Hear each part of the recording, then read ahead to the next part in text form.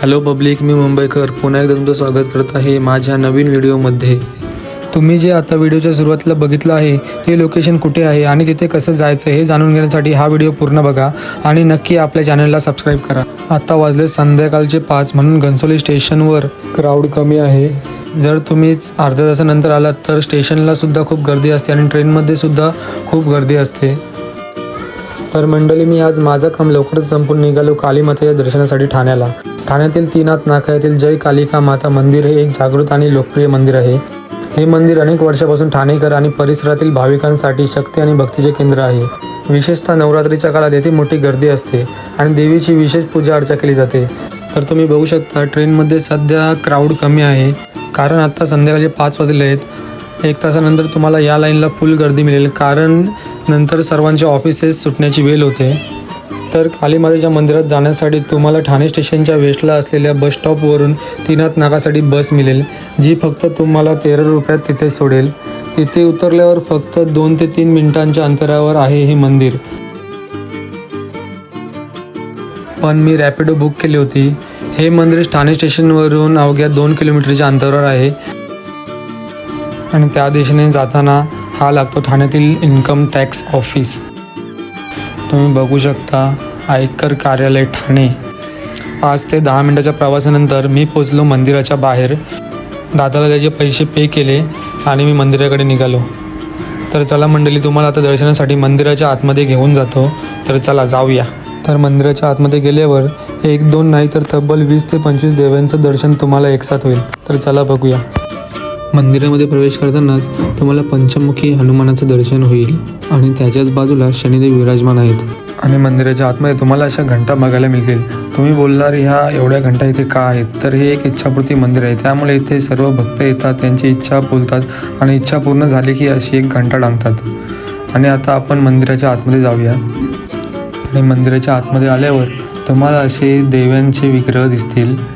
त्यामध्ये तुम्हाला शीतला देवी माता, अन्नपूर्णा माता अशा प्रकारे तुम्हाला सर्व देव्यांच्या एकाच वेळी दर्शन होईल।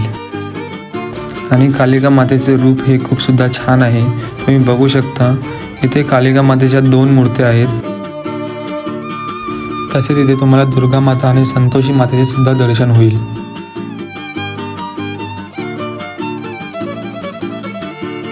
आणि त्याच्या बाजूच्या देवघरात तुम्हाला श्रीकृष्णाचे सुद्धा दर्शन होईल आणि त्यामध्ये सुद्धा खूप सारे देवांचे तुम्हाला दर्शन एकसाथ होईल।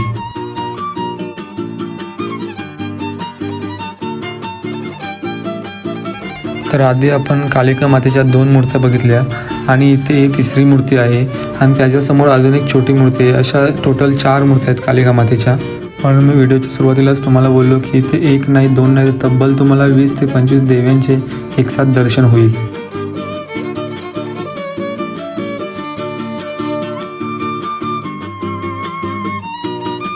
आणि मंदिराच्या या 3ऱ्या देवघरामध्ये तुम्हाला गणपती बाप्पा तसेच ब्रह्मदेवाचे दर्शन होईल आणि तुम्हाला श्री हरिविष्णू नारायणाचे सुद्धा दर्शन होईल। आणि या देवघरात सुद्धा खूप साऱ्या देवी माता विराजमान आहेत, तुम्ही बघू शकता।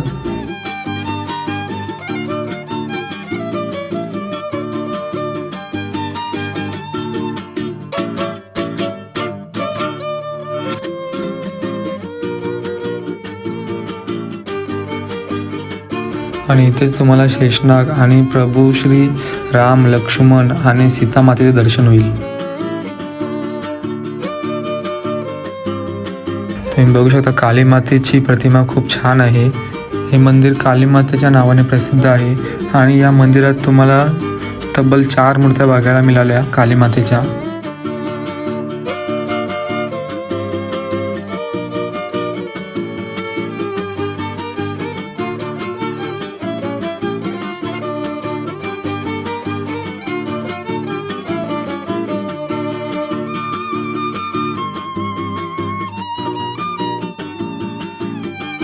तुम्ही इथे आला तर तुम्हाला मंदिराच्या आतमध्ये आणि बाहेर अशा खूप साऱ्या घंटा टांगलेल्या बघायला मिळतील। यावरून समजते हे मंदिर खरोखर इच्छापूर्ती मंदिर आहे, कारण खूप सारे इथे घंटा तुम्हाला टांगलेल्या मिळतील। आणि इथेच तुम्हाला कालभैरवाचे सुद्धा दर्शन होईल। तुम्ही बघू शकता मंदिराची ही खासियत आहे, इथे खूप साऱ्या घंटा तुम्हाला टांगलेल्या दिसतील। आणि हे एक इथे बाजूला मंदिर आहे त्याचं गेट सध्या बंद होतं, तर बाहेरून थोडे व्ह्यूज घेतले, तुम्ही बघू शकता. आणि मंदिराच्या बाहेर तुम्हाला अशी मडके ठेवलेले बघायला मिळतील, जे उंचीनुसार ठेवलेले आहेत.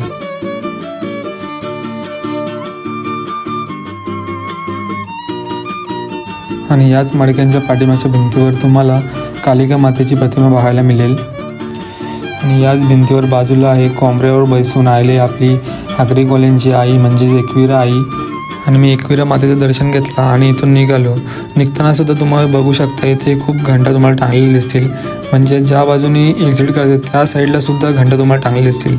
याच्यावरूनच आपण समजू शकतो हे मंदिर खरोखर इच्छापूर्ती आहे आणि ते खरोखर खूप साऱ्या लोकांच्या इच्छा पूर्ण झालेल्या आहेत. आणि मी इथून सरळ बस स्टॉपच्या दिशेने निघालो आणि बसमध्ये चढलो. तर बसमध्ये खूप गर्दी होती, तुम्ही आता बघू शकता बसमध्ये किती गर्दी होती. आणि बसने फक्त 12 रुपये तिकीट आहे ठाणे स्टेशनसाठी. तर मंडळी चला भेटूया आता पुढच्या व्हिडिओमध्ये. प्लीज आपल्या व्हिडिओला लाईक करा, शेअर करा आणि सबस्क्राईब करा आणि तुमचा सपोर्ट असाच राहू द्या. थँक्यू.